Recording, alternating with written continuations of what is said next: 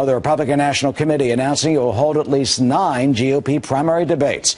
That's down from 20 debates in 2012. This as the Republican field is getting crowded with potential contenders, including former Governors Jeb Bush, former Massachusetts Governor Mitt Romney, and New Jersey Governor Chris Christie, all, of course, making indications that they could run. There was Ben Carson. Meanwhile, on the Democratic side, former Secretary of State Hillary Clinton is still the overwhelming favorite. As you know, Senator Elizabeth Warren continues to insist she will not run. So what's going to happen? Julie Roginski is a former political advisor to former Senator Frank Lautenberg. Guy Benson, political editor of townhall.com. Both are Fox News contributors. Julie and Ben, welcome. Ben, let me start with you. So first we got Mitt, Jeb, Chris, Rand, Marco, Rick, Ted, Ben, and Mike for Mike Huckabee. Apparently, who has an inside track, if any of them, right now? Wow, that's a lot of names. First of all, I'm just sort of surprised. Was it really only 20 debates in 2012 on the Republican side? It felt like 1,300 because I feel like I was at all of them.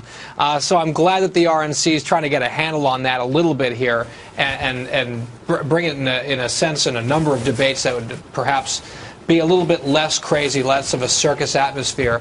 But I don't think you can really argue there's any sort of inside track this early on. I will say, in terms of having name recognition and a group of people behind him with a lot of money and the early advantage of basically announcing first, obviously Jeb Bush is formidable, but still, it's January 2015. We have a very long way to go before I'm going to start calling any favorites in this one. Man, you're right, though, about the last primary. It was a knife fight.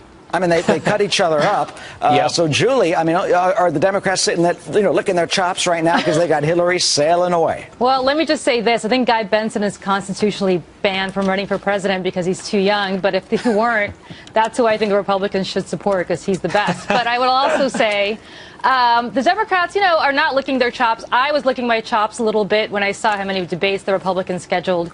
Because, as Guy pointed out, that is a lot of room to make a lot of errors. And I think Mitt Romney suffered greatly, not from the debates, which made him a much better debater in 2012, but actually from the fact that he had to move further and further to the right with every debate in order to appease the base of his party. And as a result, that made him a weaker candidate in the general election. So I think from the Democratic perspective, I have said for a very long time, I think Hillary Clinton would benefit from having a primary. I think Barack Obama certainly did.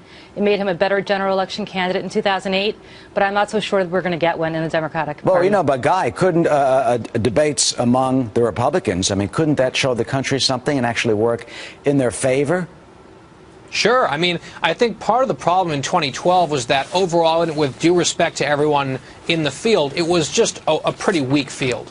So the debates often seem to be focused on frivolous issues or personal, nasty, petty disputes. I think regardless of who emerges, the 2016 field, as it's shaping up across the board, is going to be stronger. I think we're going to have really substantive, good debates among very bright, capable people, and I'm looking forward to that process. I think that whoever emerges from that, that whole kind of juggernaut, right, and that challenge, frankly, is going to be a stronger candidate because of it. That being said, it can go overboard. You can go too far in that direction where everyone gets bloodied up so much that the nominee staggers out of that fight a little bit bloodied and bruised and battered. And if Hillary Clinton is nominated by acclamation, she'll have had a lot of time to just prepare for that moment, and we'll have, sort of the money and far fewer of those battle scars heading into a general. And I gave that list at the opening of this segment, and I forgot one name, Scott, meaning Scott Walker, because they have all these lists. Let's show you a little clip, not of Scott Walker, but of Chris Christie, because I was in Trenton a few days ago for the State of the State. If you close your eyes, I could have sworn I was listening to a State of the Union. Let's see what the governor said.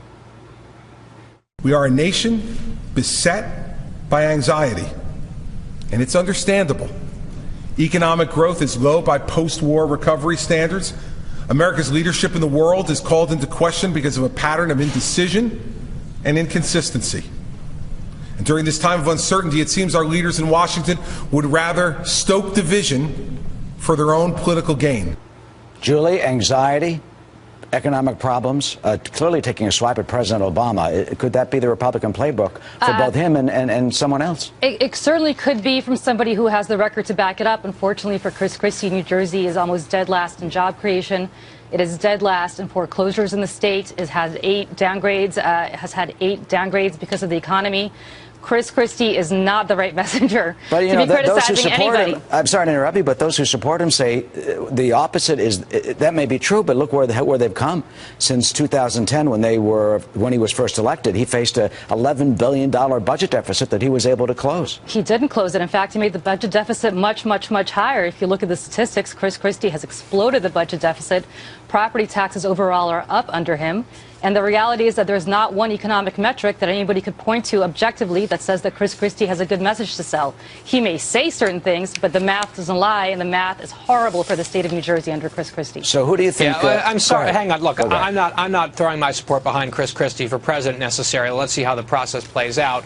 But the fact of the matter is 60% of the voters in New Jersey decided to re-elect this guy very recently based on his record, not because of some sort of lie that he sold the people of New Jersey. I'm from New Jersey. People looked around and said, this guy has leadership, he's led the state, and we're better off, and let's, by an overwhelming margin, give him another term. He's at 39% approvals in New Jersey as of this week. And that's not just because of Bridgegate. It's because the chickens are coming home to roost for the economy in New Jersey, and you should look at the metrics, and you can have a debate about the metrics in New Jersey right now. He did close the gap. They have a problem now. They got 2 months to go with that transportation issue, which they're going to be dealing with. But bottom line, Julie, your prediction for who's going to be the Republican and the Democratic nominee? Well, Democratic, I would say Hillary Clinton, just because she seems to be the one in the race right now. Republicans, I don't know why people haven't taken a closer look at John Kasich. I think he's got a very powerful story to tell in Ohio. He's kind of dipped a toe in the water, but he hasn't really said that he's running. But he has a very strong message to tell, as actually does Scott Walker. Both of them, I think, are dark horses, and people should look at them a little bit more carefully. And Guy, my bad, because I forgot John. No, Kasich is someone who's been rumored to possibly think about running. Also, Mike Pence from Indiana.